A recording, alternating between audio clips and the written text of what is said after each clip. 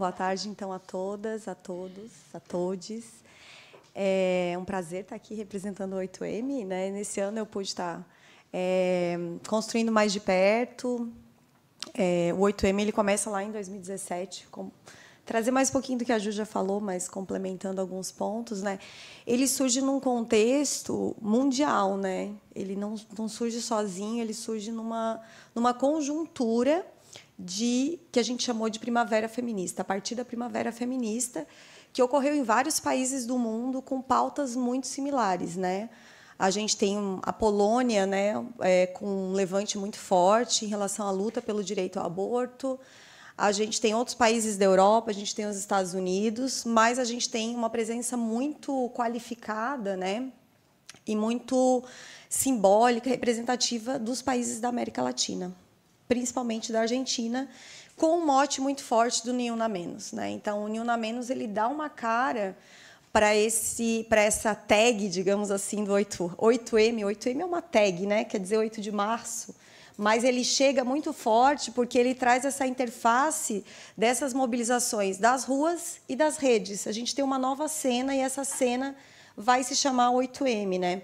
E no Brasil, então, a gente tem uma pauta muito forte aí no mundo, que é contra a violência feminicida, né? Por isso, Ni Una Menos, que vai tomar conta, assim, pegar muito forte na América Latina, mas a gente também tem uma pauta muito forte, que é a questão do direito ao aborto, né?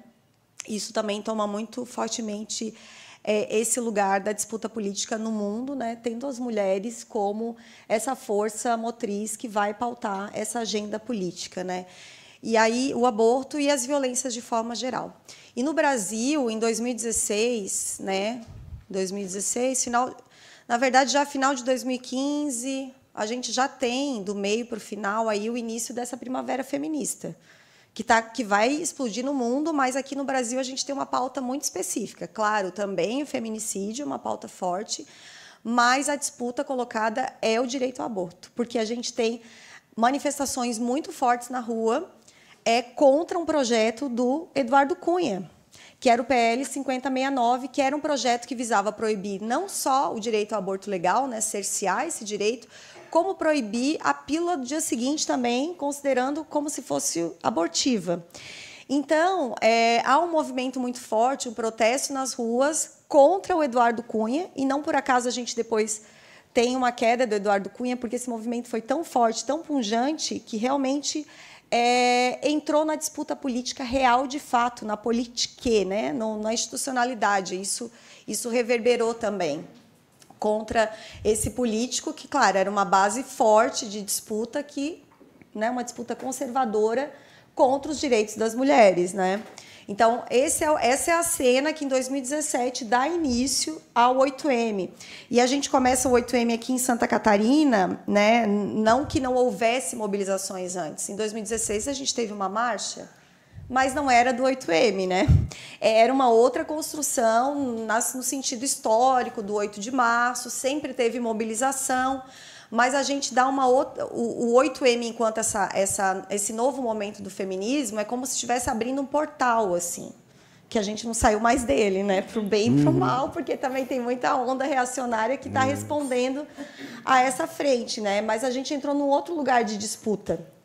Então, 2017 é esse lugar, assim. Então, aí também tem uma disputa no sentido, tá, mas antes não tinha história de 8M? Não, tem muita história.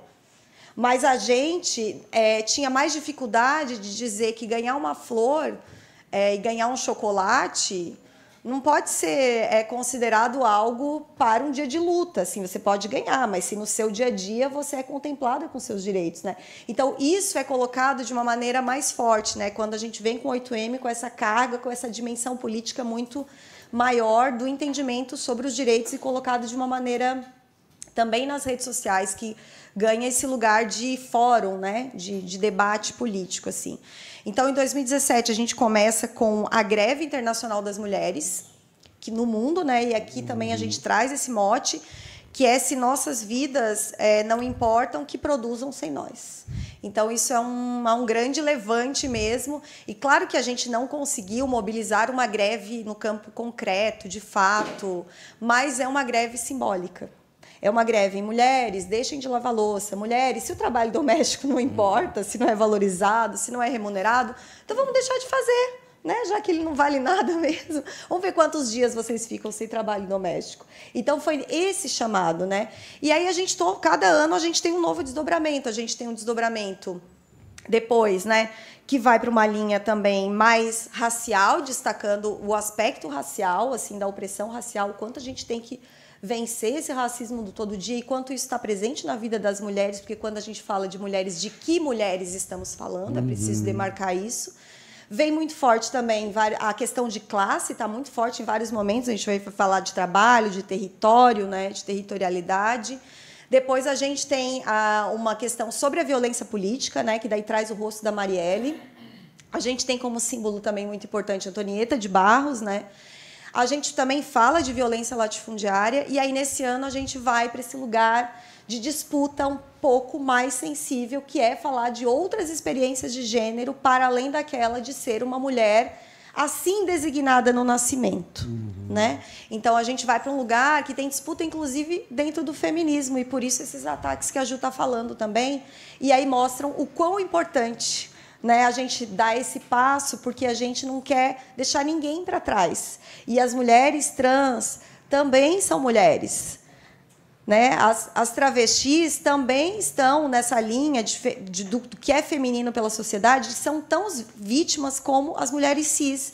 E os dados mostram isso. E aí, quando fala, não, mas que morrem mais mulheres cis. Não, mas se a gente pegar uma proporcionalidade dentro daquela população, a gente vai ver que o ataque é muito similar ou maior. Então, a gente está falando de um grupo que é atacado. E que, se a gente não juntar as nossas dores, como é que a gente vai lidar com os algozes que são os mesmos, dentro de um ideário que é patriarcal, que é racista, né? Que é capacitista e que é capitalista? Então, essa é a união e a coalizão que a gente acha fundamental para esse enfrentamento que a gente tem que fazer. E quem são os nossos algozes? Né? A gente está falando de fundamentalistas, de conservadores e de pessoas que querem manter essa mesma lógica, esse mesmo jeitinho que está a sociedade com as desigualdades que estão colocadas, estruturais, de raça, de classe e de gênero. Acho que era isso. Obrigada.